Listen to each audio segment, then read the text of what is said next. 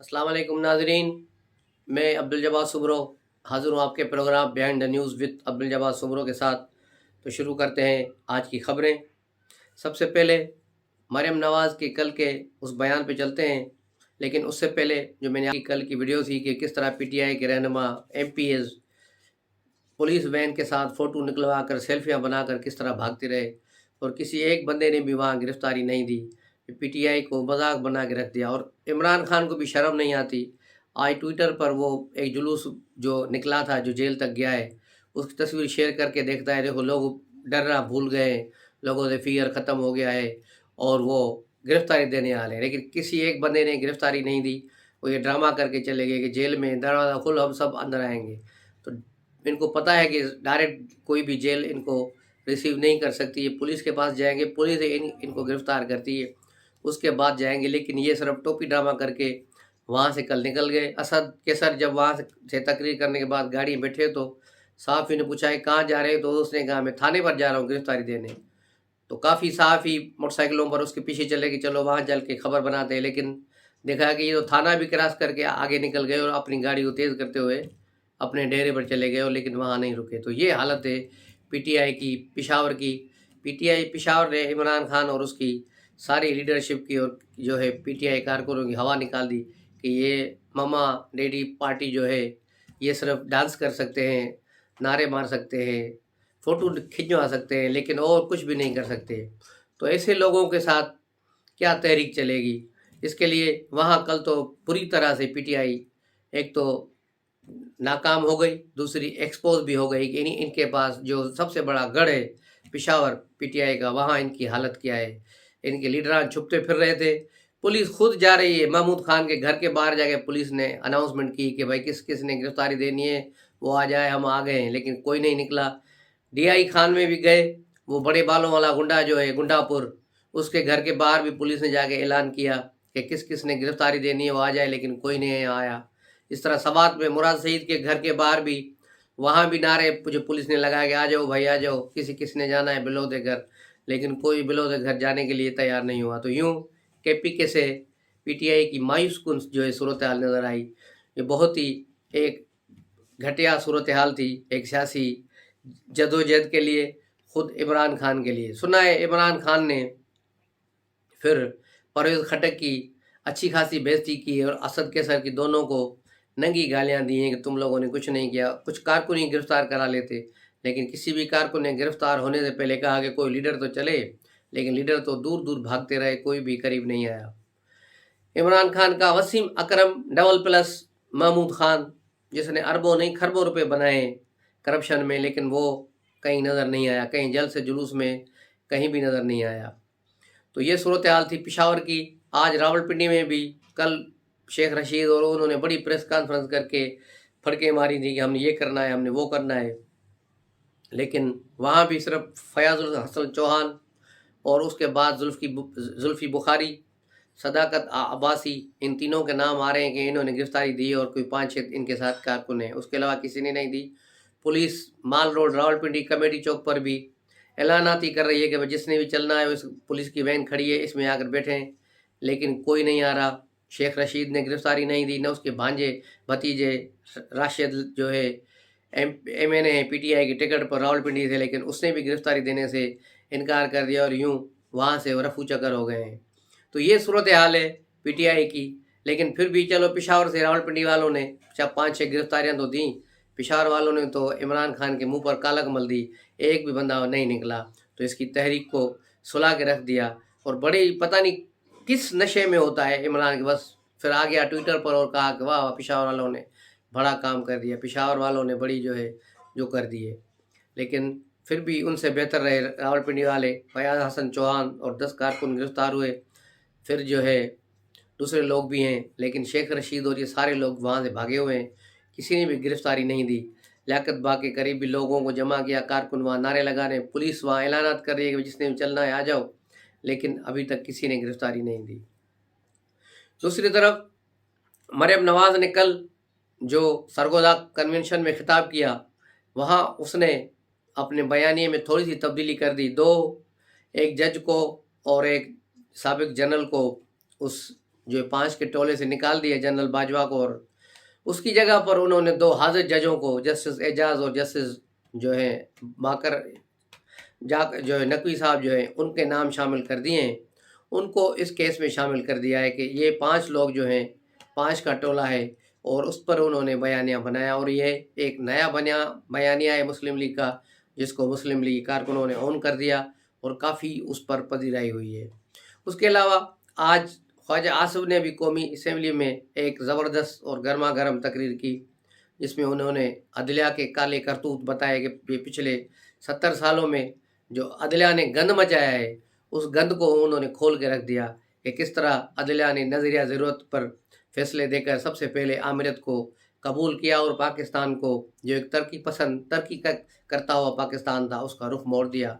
उसके बाद फिर दूसरी अदलिया की जो गलीज़ और काली कार्रवाई थी, वो जुल्फ़िकार अली भुट्टो की जुडिशल मर्डर था, उसको कत्ल करके भी पाकिस्तान को एक जो आगे बढ़ने वाला मुल्क था उसे बहुत पीछे ले गए। कहाँ ले गए? उसको तबाह बर्बाद कर दिया। ज़िया लोग के 11 साला आमिरत को भी इन्हीं जजों ने वेलकम किया और उसे नज़रिया ज़रूरत के तहत फिर उन्होंने उसको कबूल किया। फिर नवाज़ शरीफ के ख़िलाफ़ झूठे मुकदमों में फ़ैसले दिए, और फिर एक जुडिशल एक्टिविज़म नज़र आया, और इस वक्त भी फिर दोबारा जुडिशल एक्टिविज़म नज़र आ रहा है, जो पीटीआई को दौड़ दौड़ कर जाके घर घर इंसाफ पहुंचा रहा है। मंडियाल एंड कंपनी और इन लोगों की यहाँ तक बस नहीं है। ख्वाजा आसिफ ने इन सबको कहा कि वो इंसाफ नहीं कर रहे, इसलिए उनके फैसलों पर तनकीद हो रही है, उन पर तनकीद हो रही है।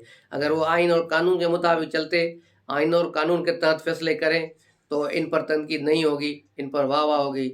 और लेकिन अभी तक ऐसा कोई अदलिया की तरफ से ऐसी कोई बात नज़र नहीं आ रही।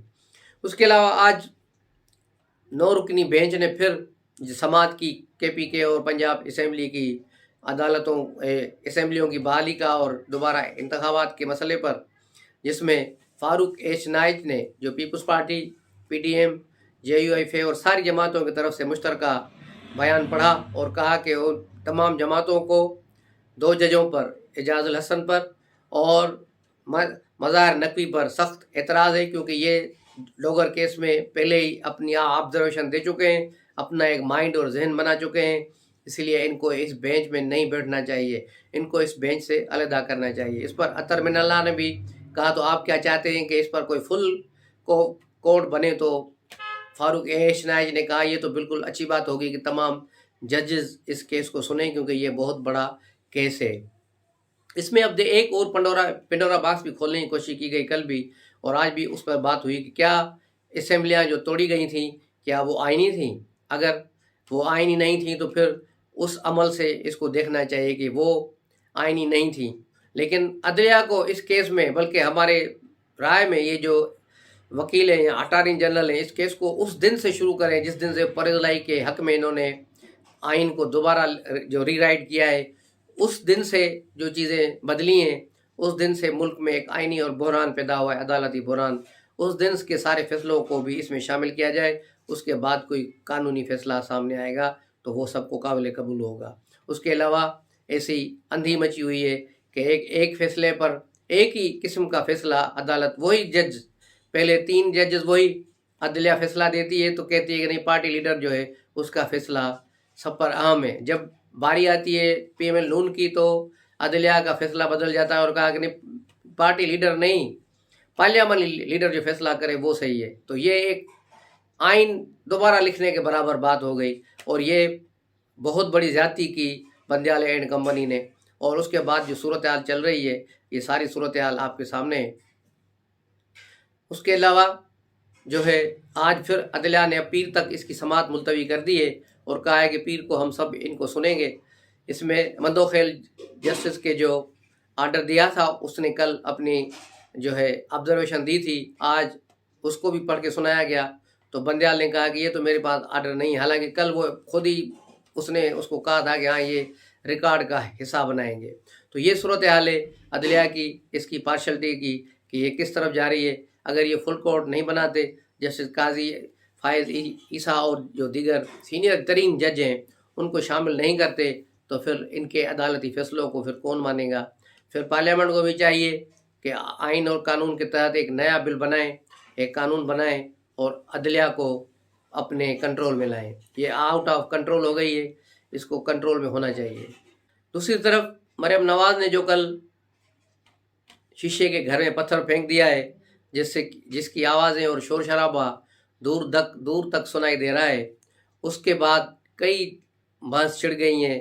جو اینکر پرسن ہیں، جو عمران ڈوز ہیں یا دوسرے، انہوں نے تو بڑے کل پروگرام کیے ARY پہ، بول پہ، مختلف چینلوں پہ کہ وہ بڑا مریم نواز نے عدلیہ کی توہین کر دی ہے، عدلیہ کا یہ کر دیا ہے۔ جب عدالتی جج اپنے فیصلوں کے علاوہ بھی حرکتیں کریں گے اور ایک ہی بینچ بار بار بیٹھے گا اور وہی غلط فیصلے کرتے رہیں گے تو ظاہر ہے پھر اس پر بات ہوگی۔ کیوں نہیں بات ہوگی؟ اس پر بات ہوگی، اور یہ عدلیہ کا خود ڈیسیجن ہے، اطہر من اللہ کی عدالت کا، کہ ججوں پر تنقید نہ کریں لیکن ان کے فیصلوں پر تنقید کریں۔ تو یہ جو غلط فیصلے ہوں گے ان پر تنقیدیں لازمی ہوں گی، اور ان پر تنقید جائز ہے اور کرنی چاہیے، اور ہر ایک کو کرنی چاہیے، اپنا اپنا پوائنٹ آف ویو دینا چاہیے، تاکہ عدلیہ کو بھی پتہ چلے کہ بھائی لوگ اب جاگ رہے ہیں۔ یہ 2018 نہیں کہ جس طرح نواز شریف کو اٹھا کے سزا دے دی گئی، یا یہ 79 نہیں جسے ذوالفقار علی بھٹو کو پھانسی کی سزا دے دی گئی، یہ 2023 ہے۔ اس میں اب لوگ جانتے ہیں، جاگ گئے ہیں، اور انشاءاللہ اس عدلیہ کو ایسی حرکتیں کرنے نہیں دیں گے۔ اس کے علاوہ آصف علی زرداری نے بھی شہباز شریف سے ملاقات کی ہے اور انہیں کہا ہے کہ وہ مریم نواز کو سمجھائیں یا خود پارٹی کو جو قیادت کے طور پر کہ جو حاضر سروس ججز ہیں ان پر براہ راست تنقید نہ کی جائے، اسے گریز کیا جائے، کیونکہ اس سے پھر ماحول خراب ہوگا۔ دوسری طرف آج اے پی ایکس کمیٹی کا بھی اجلاس ہو رہا ہے، بلکہ اب سے تھوڑی دیر پہلے وہ شروع ہو چکا ہے۔ اس کی کیا رزلٹ آئے گی، اس کا اعلامیہ جیسے وہ آئے گا تو کل کے بلاگ میں ہم اس کو شامل کریں گے۔ اس کے علاوہ آرمی چیف اور DGI نے بھی جو ہے آج وزیر اعظم سے ملاقات کی ہے، اور تقریباً 25 منٹ تک ان کی ملاقات جاری رہی ایپیکس کمیٹی سے اجلاس سے پہلے۔